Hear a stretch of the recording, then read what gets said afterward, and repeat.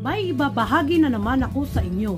Ano-ano ba ang ibig sabihin ng mga sisi na ito na nakalagay sa status ng ating video sa Facebook? Sa hindi pa nakakaalam, para sa inyo ang video na ito. Panoorin nyo hanggang dulo. Ang mga sisi na ito ay tinatawag na closed captions. Dumadaan ang video natin sa tuwing mag-upload tayo ng video sa auto-generated and subtitles sa system ni Facebook. Kaya naman, hayaan nyo muna akong mag-intro. Pasok!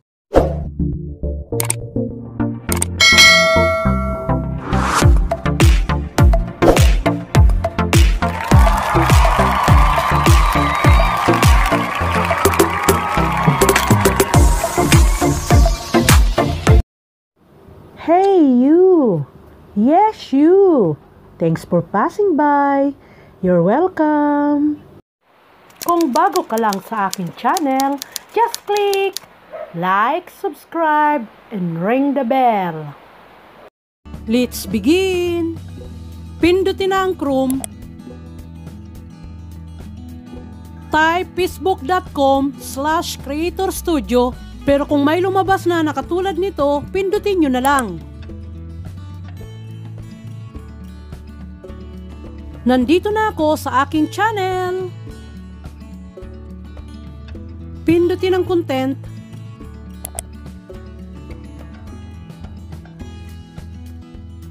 Pindutin ang dilaw na sisi.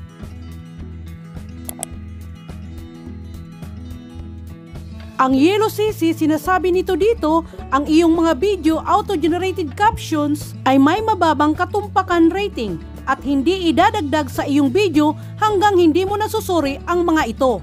Tulad nito, ang accuracy rating ay low ang nakalagay sa 103 na salita o words na nakapaloob sa video na ito ay 22 ang mali o hindi malinaw na salita. Kaya pwede nyo ayusin ito sa pamamagitan ng pagpindot ng review at yung mga naka-underline na salita ay dapat na itama mo. Pagkatapos ay pindutin na ang approve. Balik ulit tayo sa content. Pindutin lang ang X. Hanapin naman natin ang black sisi. Pindutin ito. At sinasabi rito, ang iyong mga video na automatikong nabuong mga caption ay may mataas na rating na katumpakan at naidagdag na ito sa iyong video. Pansinin nyo rito ang accuracy rating nakalagay pa rin ang low. Kahit na out of 63 words, 2 lang ang hindi malinaw.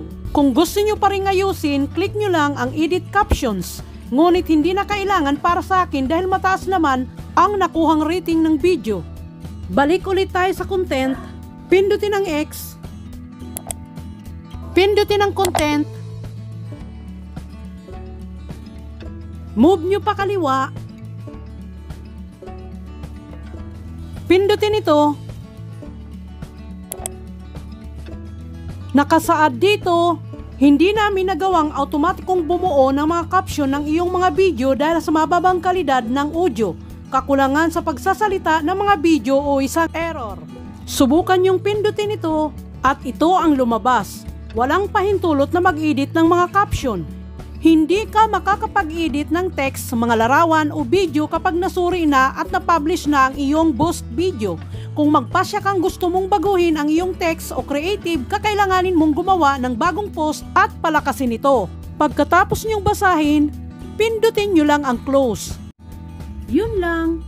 Sana'y nakatulong ang video ito sa inyo at nadagdagan ang kaalaman nyo. Bikini Men, meron na po tayong stars sa Facebook at meron na rin sa YouTube ang super thanks. Appreciated much po sa mga mag-send ng stars and super thanks. Please like and follow my FB profile, Arlene Sicurata, and my page, Lynn PH Mix Vlog. Bisitahin nyo na rin ang YouTube channel ko. Just search Lynn Sicurata, mag-subscribe para lagi kayong updated sa bago kong upload.